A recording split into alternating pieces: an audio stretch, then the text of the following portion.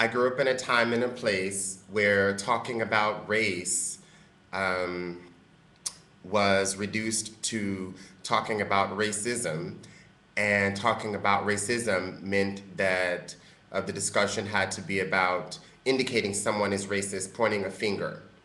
And so, all through my education growing up in Kentucky, um, it was suppressed in school to talk about the beauty of all races, the differences in races that each other, how each other can respond to one another. And certainly, this meant that there was no real dialogue. Fortunately, the dialogue did happen in the friendships that we developed in a so-called multicultural school.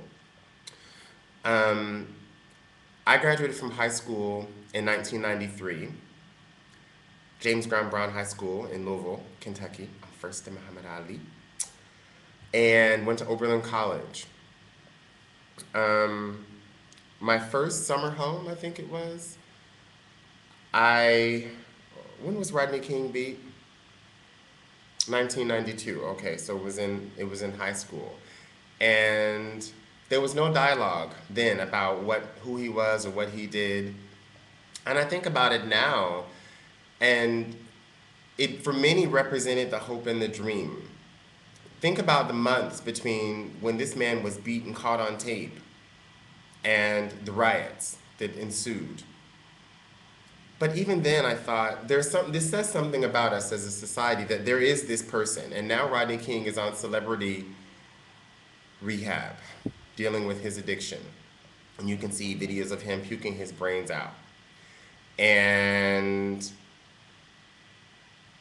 this is the legacy, I would say, the weight that many people carry with racism in a circumstance where it is totally unreconciled, where it's silenced, where there is no discussion of race, let alone racism, when it's in the closet. And so I can imagine the weight of the world, of the nation that was placed on this man, Rodney King, um, could drive one to insanity, especially given the fact that Barack Obama here, a century after the first African Americans were elected into Congress, we have our first black president.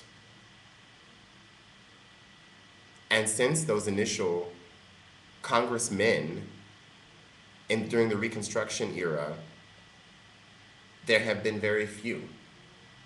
And this has all been silenced. The first one was driven out of Congress when he tried to introduce an anti-lynching law.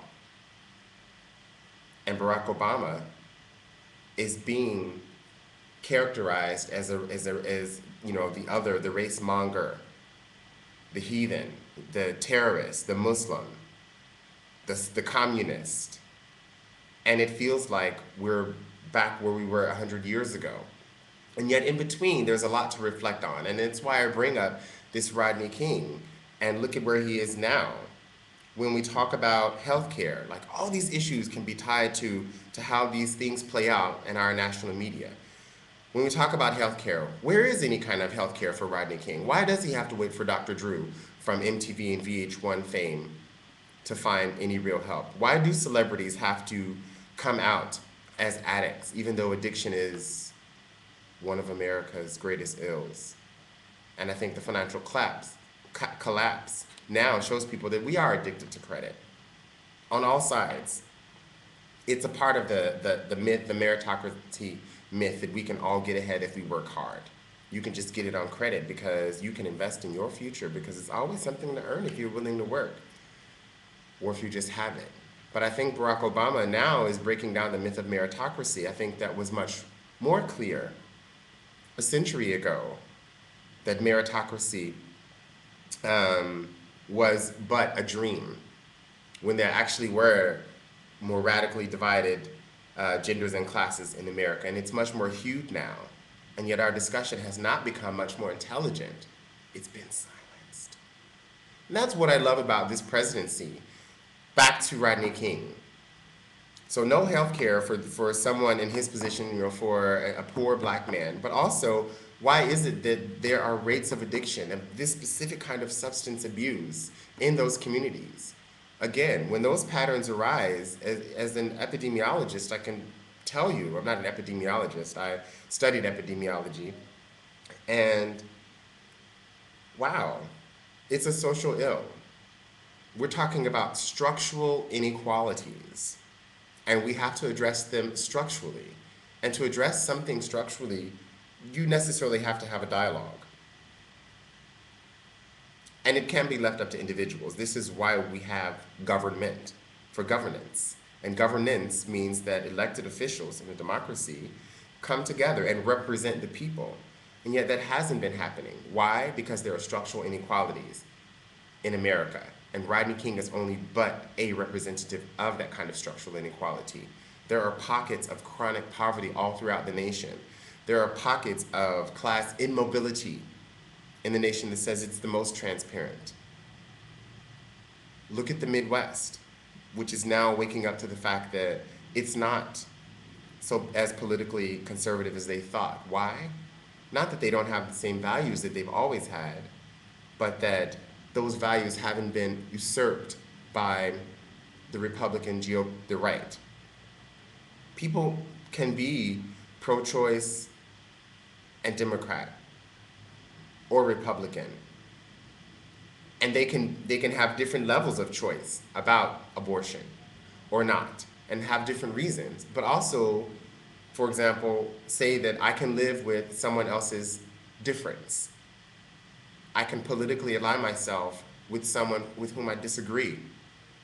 And of course you have to choose at what level can you disagree with someone. Like, for example, if people don't share fundamental respect for human life, then of course you can't ally yourselves. But this is what dialogue is, and this is the beauty of America, that there are all these differences in morality, and that if we can overcome the communication barriers, the gaps, the segregation, if we can actually come together and figure out how to do something, that figuring out brews a pluralistic nation. And the outcome, and ongoing artistry and work, can be one of the most dynamic and beautiful places on the planet that respects the planet and its people, that doesn't reenact a tyranny of a majority at every turn, but looks at coalition building. And it's something that, if you will notice, in all parts of the old world, there were various kinds of tyranny. So humanity really is emerging from tyranny. And if America can do this, if America can really show the way of how not to be a tyranny, of how not to have a dominating majority with minorities who suffer in real and measurable ways. And I would say that political violence is one of them, but I also say that addiction is another one. Disease is another one. I mean, there's no mistake that in this American paradigm of power, that someone who is gender disempowered, class and disempowered, and race disempowered, lo and behold, are more susceptible to infection, HIV infection, for example, and have the least ability to nourish themselves properly. Where they're going to get fruits and vegetables? When do they have time to prepare them, as opposed to opening a can or going to a fast food restaurant? Where do they even have knowledge about a balanced diet? Because once their ancestors left the farms, they left a lot of this behind. They left the fruit and vegetables and kept the meat. And lo and behold, obesity. It used to be a poor people's problem, but it's spread all over America. Diabetes. These are things that we have to address as an institution, and not just as everyone fend for themselves, that pull yourself up by your bootstraps. Cooperation is where it's at. I mean, it's as simple as that. It's cooperation. People can say socialized medicine is communist. No, it's not. It's saying that your health makes things better for all of us. The fact that you're not a cracked out drug addict trying to skim some money from me makes me live in a better city. The fact that you're not a cocaine snorting trader on Wall Street means that my economy is more stable.